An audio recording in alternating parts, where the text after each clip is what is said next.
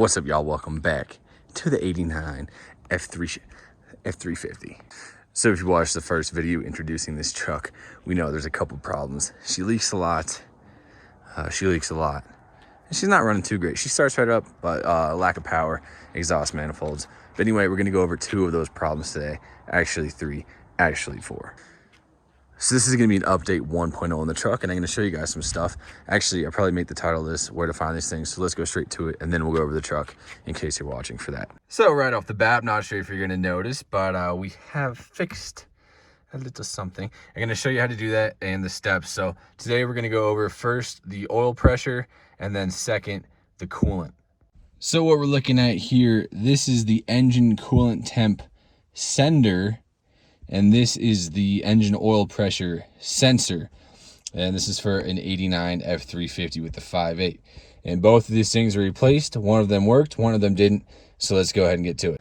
So we're on the driver's side of the vehicle here, and we're gonna start with the oil pressure sensor. So if we hop under, so what we're going for is the oil filter. So driver's side through the wheel well.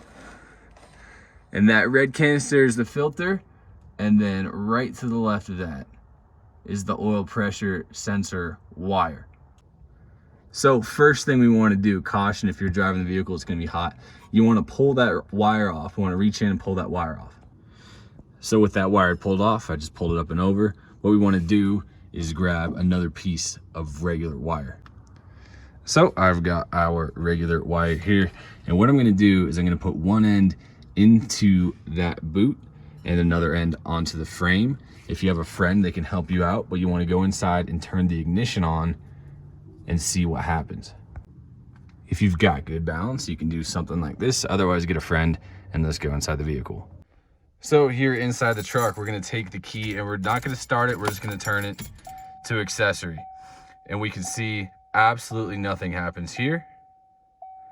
Everything else looks good. You see the battery goes up, but absolutely nothing happens here. So if that happens and you have your ground connected, this piece does not need to be replaced. You have a wiring issue, or the gauge on the dash is dead. If that goes all the way up, then you can go ahead and replace this and you should be good to go. So anyways, if you determine that your sensor does work, all you need to do is go, you see that stud there, get the appropriate socket. I think it's 1 5/16. I don't recall. Anyway, you just back that out slowly. Caution, it will be hot if you're just driving it, and caution, it will leak a little bit of oil. But pull that out, put the new one in, super easy. Put your plug back on, which is right there, and you should be good to go. But if you run that test that I just did and the gauge doesn't move at all, you have a different problem and don't need to go through the hassle of switching out that oil pressure sensor. Alrighty, so I hope that was helpful. Just a quick recap. If you take your wire and you put it on that little boot, put it to a ground, and this gauge does absolutely nothing, doesn't even move a titch, it is not the sensor. You have other problems. It's either electrical or this gauge has gone bad. So keep that in mind. And now we're on to the coolant sender.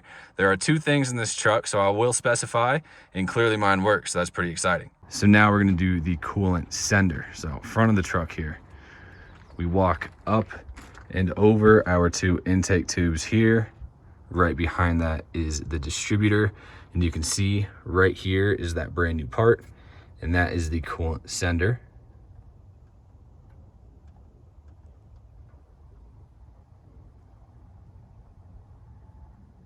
And right behind that, distributor, and you can see it's got the same kind of boot as the oil pressure gauge right there. So much like the oil gauge, we can do the same test. So I've pulled our little plug off here, and we're gonna hook our wire up, and let's see if I can do this by myself.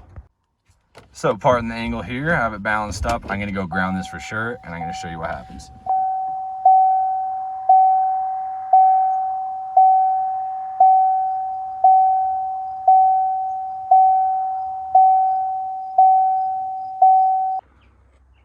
Alrighty, so after that test, if your gauge does what mine did, you're good to grab an 11/16 socket, pop that wire off, or just don't reconnect it. Take that out, real easy, put the new one in, connect it, give her a test, and you should be good to go. So a quick recap on that one. We could see, put the key in here, get to accessory, and I've got flow. So you can run that test, and all we're doing is we're grounding out that sensor with this wire when we're doing that. So if you have activity on your gauge, go ahead and replace it. Could work. And if this doesn't work, there's also another piece. So out here underneath our intake tubes is the sensor. We replaced the sender, that's the sensor. So if that doesn't work, you can go ahead and try that one. I didn't have to do that. So as for the oil pressure, I am stumped at this point because it seems like either this gauge is completely dead or there's a complete mechanical or electrical failure. So I'm probably just gonna throw a mechanical gauge in there. You can just hook up a fitting to that sensor and put something inside. So we're probably gonna do that. And like I said, if that doesn't work, you can replace the sensor. That was the sender, and hope for the best there. Otherwise, your gauge may be dead. So we replaced the oil pressure gauge sensor, and it didn't work. And we replaced the engine coolant temp sender, and that did work. So now I can tell if the truck's overheating. That's awesome. I know it has fresh oil. I know the oil pressure is good because of the sound. So I'd like to get that fixed eventually. But let's get on with what else we've done with the truck. Number one, we have the radio upgrade. So I just Velcroed this $30 Bluetooth speaker from Napa to the dashboard. It's hooked up to a little USB charger and good enough for me. Connect my phone to it. We did a radio upgrade. She's mint. And the next thing's back here at the rear axle. So I went to check this fluid and the filler plug would not come out. I tried a torch, a breaker bar, an impact gun, nothing. So I ended up just taking it to a shop, and I had them refill and reseal and put a new plug on this differential. So this rear diff is good to go. No more leaks from there. So it's just the other issues as it stands. So she's starting to get dark out, but the update on the 89 F-350, we have done a rear diff service, reseal the entire gasket refill, so she's good. We have done an oil change. We have filled the coolant. We have changed the oil pressure sensor, which didn't work. We have changed the coolant temp sender, which did work. So we have engine coolant temp now, which is awesome. I put some seafoam in the gas tanks, and next up what we're gonna do is probably pull off these intake tubes here and see if we can clean up something on the butterfly valve. She is pretty freaking slow, so I don't know if those are opening all the way. Air filter, all that stuff, and then we'll address the other leaks here and see what we can do. But as it stands, she's running good. She starts right up. We can monitor our temperature now, which is huge. Oil pressure, like I said, is pretty good. We might put a mechanical gauge in there, which would be pretty awesome. I've never done it before, but just send her through and at least know that we have oil pressure. And then we'll do some cosmetic stuff. I have a big cosmetic thing coming up here. I'll pick it up tomorrow after work. But in terms of mechanically, that's it for now. She's running great. The leaks are slowly diminishing. We have a couple oil leaks, but nothing bad. That rear diff was pretty bad, but she is mint. So there we have it, slowly fixing her up. Sorry I didn't film those as I was doing them. I'm just really excited about this truck and wanted to get them done. And when the first one didn't work, I got a little frustrated. And when the second one did, here we are showing you how to do it. So once again, the oil pressure down there by the oil filter, the coolant sender is right there by the distributor. God, there's bugs out here. And the sensor for the coolant is there behind the two intake tubes.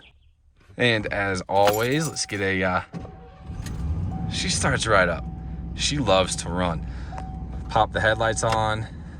Beauties, they are not very bright. Anyway, let's take her for a quick little spin here. Brights are on, brights are off. Brights are on, brights are off. There's drive. So we'll take her for a quick little spin here around the storage complex I come to film my things at, and I'll give you an update on the engine coolant temp. So after a quick lap, we can see we are right at normal. She's perfect. I forgot to mention, I got a steering wheel cover too because it was all taped up, so that's nice. Anyway, that's that. Questions, comments, concerns, leave them below. You can see gas gauge wants to work. What is going on here? I've never seen it do that. For reference, I've just been running the tank where it doesn't work. So if I flip it to the other tank, which should be completely full, Yeah, you can see it stabilizes. This one is reading a half tank, which would be normal. Did she just, oh, now she's going empty. Did she, what is,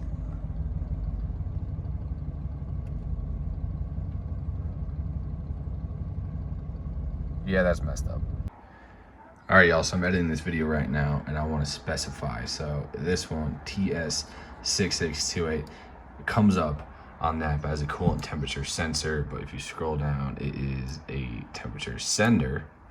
And then the oil pressure sensor, OP6683, comes up as oil pressure gauge switch.